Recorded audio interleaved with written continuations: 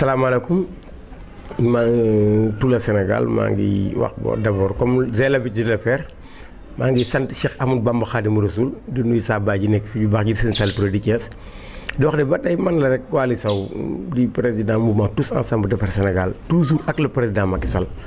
di leen nuyu ñëpp nag ak tous les Sénégalais jërëjëf. waaw léegi mooy que ñu xam ne rek d'abord maa ngi nuyuwaat Sénégalais yi. di leen wax ni plus particulièrement par un maximum de respect yokkat respect bi ak engagement bi ci derrière mon président le président de tous les Sénégalais qui est là à mes côtés muy le président Macky Sall di ko njëkk a jàlle tamit suñu grand frère suñu président suñu lépp mooy le vrai patriote Ousmane Tanor Dieng c'est un gars vraiment qui a passé tout son temps toute sa jeunesse toute sa vie à servir le Sénégal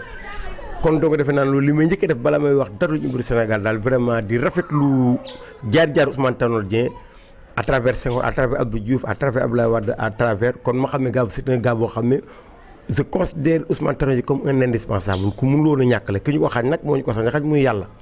mais maa ngi jaale président Macky Sall bu baax ak jaale tous les Sénégalais je vous remercie. Mbaye Babacar boo bëggee dégg daal je crois que ne parti bi tollum ci Thiès moom man ku ne xam ne ne Waly Sow ne sait pas dire le contraire de ce qui est dans sa poitrine mooy la vérité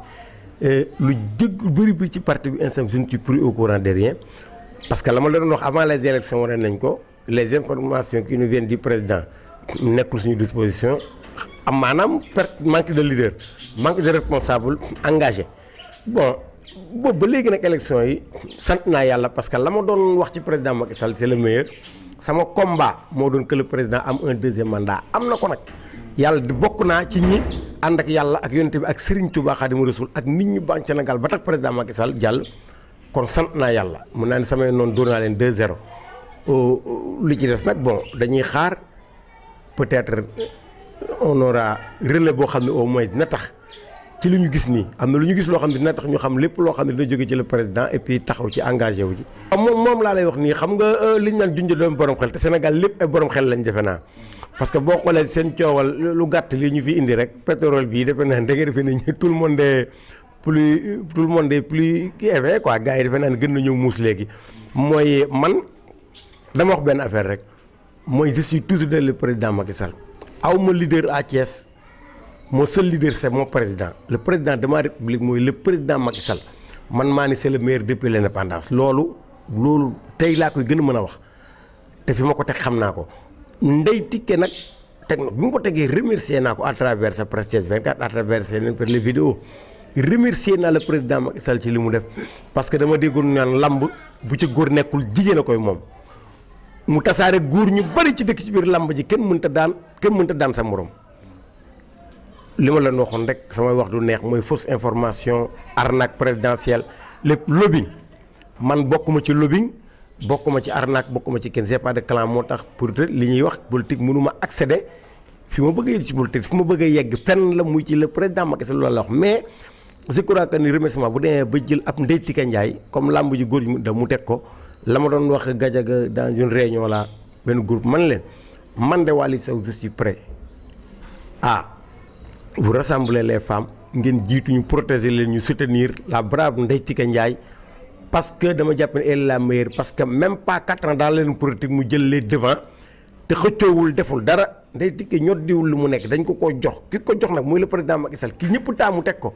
xelam day ko mu jël Ndeye Tické teg ko kon président Macky Sall war nañoo xam ne borom xel la te suivre na Thiès de près te Ndeye Tické on doit la soutenir parce que li tax ñu taamu ko du neen elle est brave elle est à la disponibilité de toutes les populations intel nii bon dina yomb ci les Thiès waa parce que bu ñu amee staffu Ndeye Tické bi ñuy wax c'est une staff boo xam ne staff bu brillant la parce que ni ma gisee un staff bu brillant du moins parce que ñi mu def attaché de cabinet yëpp ak ay chef cabinet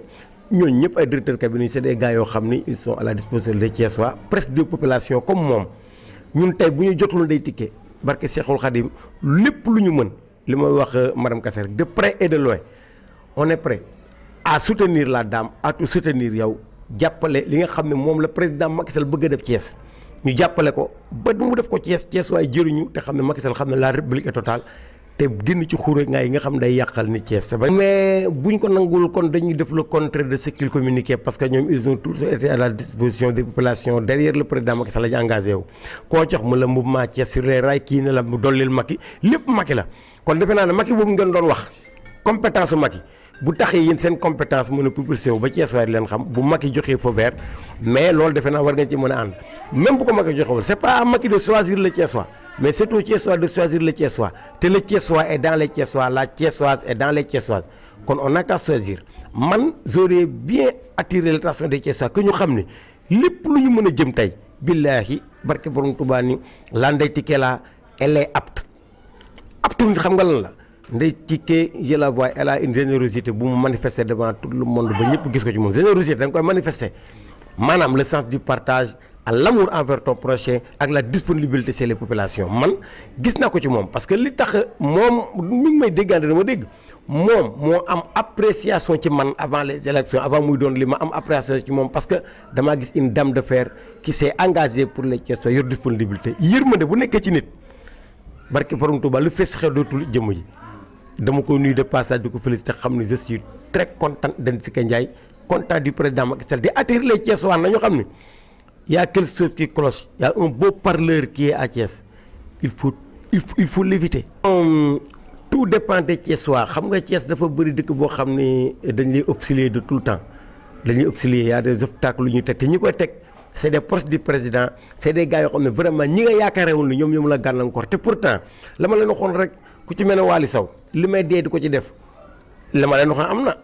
tey le président a gagné qui sont passés ñoom les leaders ñoo dem ba tey ñoo nekk tey bu ñu toogoon tey ñu nekk di leen saboté ku ci mel ne man am benn responsabilité di leen saboté di leen yàqal bu président perte ñoom ñooy perte waaye ñoom seen perte yéenewu ma ko mais tey su ma la yéene seen perte mooy président perte na su président perte man perte naa parce que c'est un président que je porte dans mon cœur man sincérité la demee ak le président Macky Sall mais bu fekkente ne engagé wu nañu les vrais Thiessois la ñuy wax les vrais patriotes les vrais journalistes xam ni Macky Sall dafa bëgg Thiès bàyyi na xel Thiès Macky xeexul Thiès di dimbali waa Thiès nañu àndandoo booloo di waxtaan autour de table di trouver solution yi xool ñun ñëpp rek fexe ba affronter ci nga xam ne mooy les opposants di xool li nga xam ne moom la Thiès metti ñu jël ko transmettre ko Ndeye Tické mu jël ko transmettre ko le président Macky Sall parce que y a des cas qu'on nous souligne mais nee naa la yooyu du ma ci faral di wax parce que wax nañ ko président dégg na ko ñeneen dégg na ko mais c'est une manière d'aborder ça c'est une manière de massifier ça waxtaan ko ci pet muy problème régie des chemins de fer ak yi ñuy wax kaa yi nekk Thiès président dégg na kilifa yi wax nañ ci ak moom te président soxlul dëgërul bopp man je ne suis pas égoïste loolu lay xeex damay ñaan président Macky Sall waxuma ko Thiès de mais fépp boo xam ni mbay du Thiès rek moo am cas Sénégal y a des cas yoo xam ne moo gën du dangereux mais damay ñaan président Macky Sall lépp loo xam ne renseignement tegal nañ ko sur table fu mu mënta nekk ci Thiès ci Sénégal na ko doon defee parce que nous sommes tous des Sénégalais loolu la su ma ko waxee Thiès ci la bokk léegi na waa Thiès wax seen soxla ci yar ak teggin nañ ko wax ak président Macky Sall wax seen soxla wax ko ñëpp mu dem te bàyyi xuloo ba xeex bi parce que dëkk bi soxlawul loolu. man engagement bi ma am pour local yi bu doon décembre et tout sincèrement parler je vois aucun des leaders du président Macky Sall ay alliés koo xam ne war ngaa mën a ñëw taxaw Thiès jox la dëkk bi nañu wax parce que bëgg Macky Sall tamit man je ne suis pas du genre boo xam ni dama lay raay caresser la pour bëgg li nga yor loolu c'est pas ça mais il faut dire les vérités il faut dire quand on veut être toujours positif dañuy jël les vérités di ko wax mooy le président Macky Sall ñi fi nekkoon ñëpp li tax mu brouillé leen teg ñi mu rocc leen Thiès teg leen ci wetam fële randal leen Thiès waaye amul benn responsabilité loolu nga war a xam ne c'est des incompétents mu loolu rek laa mën a utiliser pour gars yi xam ne c'est des incompétents léegi bon te ñoom ñëpp ñu mun nañ présenté y a quelqu'un qui ne s'est jamais présenté comme ab Ndeye Tické Ndiaye peut-être président va essayer avec moom nee naa la un bon président si réussit sa mission def fekk il a l'apport ak le soutien de sa jeunesse tey Ndeye Tické bu fekkee ne risque day man de engagement bi ma am Gadiaga am ko Marième Kassé am ko keneen am ko su fekkente ni gëm nañ ni le président Macky Sall moom la ñu gëm le président moom la ñu bëgg mu jàll moom la ñu bëgg mu am ndam dem yëkkati barke borom Touba bu ñu engagé woo derrière Ndeye Tické Ndiaye wax moom li nekk ci moom rek bu ñu ko waxee wane ko Thiès waaye dañu xam ne am nañu la personne qu'il faut pour régler le problème des Thiessois parce que Macky yor na loxo bi mënta nekk Dakar di yegg si Thiès il a décentralisé kon donc soutenons ñi nga xam ne bu dee gëm nañu APR man dama am lu may wax ne ko ñu ñuy gëm man ŋaralewu ma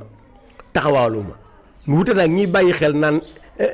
Sonko day jël réew mi ëllëg ak Macky day jël réew mi keneen xam nga Macky 5 ans lay def dara jee Seexul Xadim ba Macky di taxaw naan nii le futur président di ko nuyu di ko jox loxo maa ngi ci wetu président Macky Sall dara jee Seexul Xadim forever love and président Macky Sall chaque jour man Macky lay bëgg parce que doy na moom laa xam moom laa gëm loolu daal laay wax benn affaire bi am na lu ma lay wax sànq c'est que je ne peux pas terminer sans mu dugg détail boobu y a quelque chose qui me dérange c'est les gens n'ont pas rendu compte gis nga le problème du bruit là. non le problème le gars là c'est un gars qui n'a rien compris man mënu ma concevoir un gars que li ma leen toujours un gars comme Thierno Alassane Sall kooku c'est pas un gars à suivre kooku il a son problème personnel un règlement de compte il avait un règlement de compte avec Farba Senghor il croit qu'il a réglé son problème parce que Abdoulaye Wade a quitté à cette année là moo li mu bëggoon mooy am na problème ak Farba Senghor Abdoulaye Wade dina dem kutoo kut moom amul dara lu mën a Sénégalais Thierno Alassane Sall lu woo leen ci xeex kutoo kut Abdoulaye Wade dem na il a eu le même problème ci lu kenn xamul ci désordre ak manque d'organisation ak incompétence am le même problème ak kii xeexul pour que le Sénégal aille à l'avant xeexul pour mu jël réew pour dem day xeex pour que le président Macky Sall quitté Thierno Alassane am na défaite bu rëy parce que c'est lui qui est la première personne bu taxaw di attirer attention nit ñi ci président Macky Sall di ko défendre bi mu fi nekkee nekkatu fi c'est la première personne bu ko attaqué. affaire signature boobu je ne suis pas avec moom c'est le président Macky Sall qui est responsable de tout ce qui se passe dans le Sénégal lu am ñu ne Macky pourquoi Macky ak ses partenaires moom c'est un ministre c'est un nommé on l'avait nommé il n'a qu'à exécuter parce que lan moo tax moom mu bëgg a jëlale taf ko leen loolu li mu wax ngeen mën a gëm mais lan moo tax li Macky Sall wax Boun Abdallah Dionne kenn waxu gëmu leen ko ker c'est un gars qui se venge il se venge du président Macky Sall te Macky du moroomam j'estime le président Macky Sall parce que il l'a tout minimisé te barki suñu Bamba keroog bu doon góor dëggantaan man keroog bi nga xamante ni kii waajuram bu baax bi suñu papa la bi ngi fii baax di révolutionner ci lu positif le père de Thierno Alassane Sall mais tey bi mu ma génnee àdduna bi Macky Sall di jóge Tivaouane di ñëw mi ngi ma romb ci rond point bi may dem ñu ne président ngoog ma delluwaat ba président dugg ci ba jàll ko ba ànd ak moom fu ne loolu ku la ko defal du ay caaxaan un président ne se déplace pas ci lu ne xam nga ñaata nit dafi faatu ñaata dafa gor la président ku mu seqal jëla ngor bërki démb ce qu'il a fait jël Tanor ànd ak moom yóbbu ko ba Ngéejeen waaye Ngéejeen mbégte googu excès loolu reconnaissance boobu ci doomu aadama ku mel ni président Macky Sall man de je considère Macky comme un musulman je le considère comme un frère je le considère comme un père d'une nation je le considère comme le meilleur depuis l'indépendance Macky c'est le meilleur. Thierno Alassane Sall nag nee naa ko yaa ngi kaas yaa ngi wax rek Thier billaahi wallaahi taala yàq xalaat bi nga nekk Thier dellu ginnaaw peut-être wax nga ay wax yoo xam ni mënatoo dem mais Thierno Sall maa ngi lay wax ni la ñi nga doon sóobandool yëpp reculer nañ ci affaire pétrole bi ils n'ont pas de preuve bu leen dig waaye amuñu preuve yow amoo preuve jaay nga waxoon ba yàgg nga ne non jaayul pétrole ay contrat la jaay